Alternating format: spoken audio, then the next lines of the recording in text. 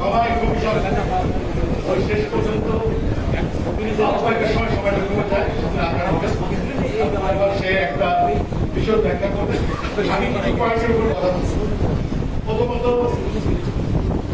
আপনার top three button একটা ইয়ে আছে, উপর থেকে আশীর্বাদ, মধ্য থেকে পর্যন্ত আসে, আরেকটা হচ্ছে বটন টু টপ।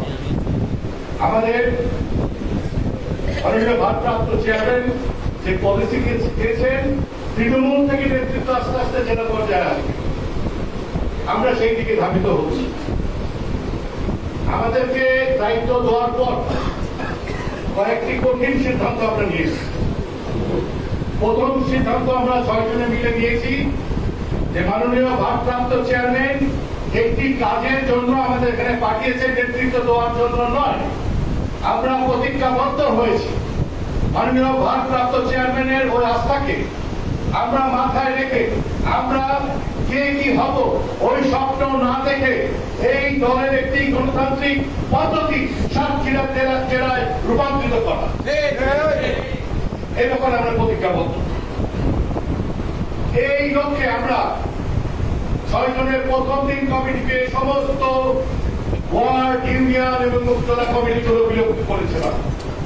উদ্দেশ্য ছিল যে সংঘাত নিরসন করার, অন্য কোনো কিছু নয়, ঐক্যের দিকে যাওয়া। দ্বিতীয়ত সিদ্ধান্ত নিয়েছিলাম আমরা নতুন করে আর কমিটি না দেওয়া। আমরা ইচ্ছা করলে বিভিন্ন উপজেলায় কমিটি দিতে পারতাম, কিন্তু আমরা সিদ্ধান্ত নিয়েছি এই কমিটি আমরা দিব না, একেবারেই তৃণমূল থেকে কাজটা শুরু করব, যাতে কেউ বলতে না পারে আমি ওই ইউনিয়নের নেতা। সেটাও বিলুপ্ত করে আমরা একদম ওয়ার্ড পর্যায় থেকে নেতৃত্ব বের করার জন্য আমরা নতুন কোন কমিটি দেখি নাই। এখন নিরপেক্ষতার কথা বলা হচ্ছে,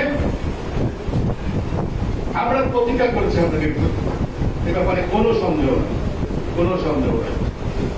আপনাদের সার্চ কমিটি গঠনের যে প্রক্রিয়া, অনেকেই বলেছেন বিতর্কিত ব্যক্তি ত্যাগের কথাটা আমি একটু বলতে চাই। আসলে যেহেতু এখানে আমি ব্যক্তিগতভাবে জড়িত, ত্যাগটা যদি 20 থেকে 24 করেন আর যদি 10 থেকে 20 বাদ দিয়ে দেন কিন্তু বাদ হয়ে যায়। আমি সভাপতি ছিলাম এই জেলা, কিন্তু 20 থেকে ছিলাম না। এখন যদি বলেন আমি ত্যাগী না, তাহলে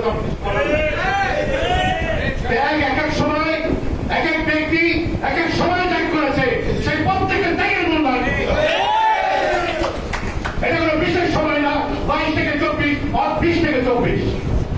এই ত্যাগ 13 সালে, 14 সালে, 15 সালে যতগুলো মামলা হয়েছে তার অন্তত মামলা পরের বছরগুলো তো হয় না। যতগুলো লোক মারা গেছে, শহীদ হয়েছে, আহত হয়েছে, তারপরে হয় নাই। সুতরাং ত্যাগটা কিন্তু কোনো সময়ের মধ্যে না। এই ত্যাগটা আমাদের দলে এর আগেও আমরা যারা ছাত্র দল করেছি, এখানে থেকে আছেন, আমরা যখন ছাত্র দল করেছি কি কষ্ট করেছি আমরা জানি, সেটাও ত্যাগ। আমরা শুধু কোনটা দেখবো, আমাদের দলে এই প্ল্যাটফর্ম থেকে কেউ যদি বের হয়ে নিজেকে সুবিধার জন্য অথবা লাভের জন্য আওয়ামী লীগের সঙ্গে সম্পৃক্ত হয়েছে, তাদেরকে এই দলে কোন পর্যায়ে জায়গা দেওয়া হবে না। তবে আমাদের কোন ভাই নির্যাতিত নিষ্পৃষি হতে হতে এমন পর্যায়ে গেছে তাদের বাড়িঘর ছাড়া হয়ে তারা অনেকটা চুপচাপ হতে হয়েছে।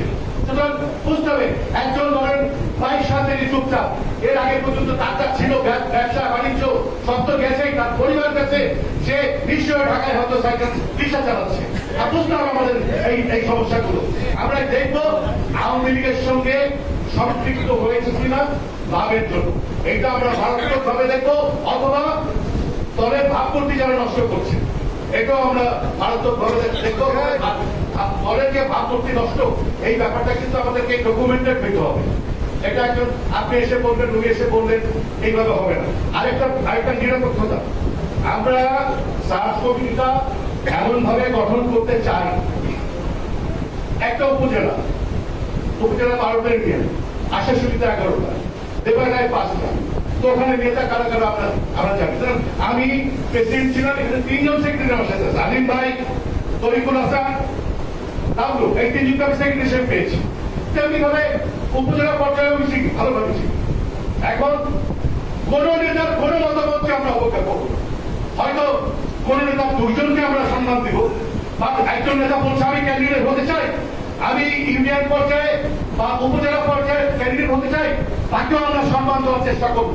অর্থাৎ আমরা যে জেলা কমিটিতে করেছিলাম, আপনারা লক্ষ্য করেছেন আমাদের পৌরার অনেক ভাইরা যারা আসলে ত্যাগ করেছেন, আমাদের উপরে কিছুটা অভিমান করেছেন, কিন্তু তাদেরকে আমরা বোঝানোর চেষ্টা করেছি যে উপজেলা পর্যায়ে বিভিন্ন যে গ্রুপিং আছে, গ্রুপিং গুলো নিরসন করার জন্য 2 পক্ষ থেকে 2 জনকে নেওয়া হয়েছিল।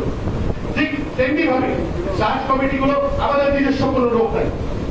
আমি একটা লোক আমার জেলা কমিটি থেকে একটা নাম দিয়েছিলাম, পরে সেই নামটা আমি নিজেই কেটে দিয়েছি, একটি নাম দিয়েছি, সেই নামটা আমি নিজেই কেটে দিয়েছি। আমাদের সদিচ্ছা আছে, একদম মনের অন্তরের অন্তঃস্থল থেকে বলছি যে আমরা নিরপেক্ষতার সাথে আমাদের যে সকল নেতারা নেতৃত্ব আসতে চান, প্রতিদ্বন্দ্বিতা করতে চান, তাদের যেন রিপ্রেজেন্টেশন থাকে এই 7 কমিটিতে, যে 7 কমিটির মাধ্যমে তারা যেন ভোটার সংগ্রহ করতে পারে, এইটা নিশ্চিত আমরা করবো। এই ব্যাপারে আসলে নিরপেক্ষতার কথা বলেন, ওই অনেক নেতা এই বক্তৃতা করতে আসে, এখানে বক্তৃতা করে নিরপেক্ষতার কথা বলে, কিন্তু ভাই যখন আমি দেখি আমাকে যখন বলে উনি উনারটাই বলেন, ওনার বাইরে যায় না। এটা বাস্তব কথা বলছি, বাস্তব কথা বলছি। আমি এই জন্য অনেকের কাছে অপ্রিয় হয়ে যাচ্ছি, তবে প্রতিজ্ঞা করেছি এই নিরপেক্ষ হয়তো কিছু পাবো না, তবে এই নিরপেক্ষতা রাখবোই।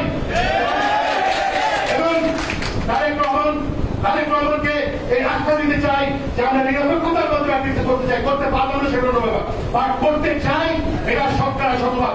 ধন্যবাদ সবাইকে। বাংলাদেশ জিন্দাবাদ, বাংলাদেশ জাতীয় দল জিন্দাবাদ।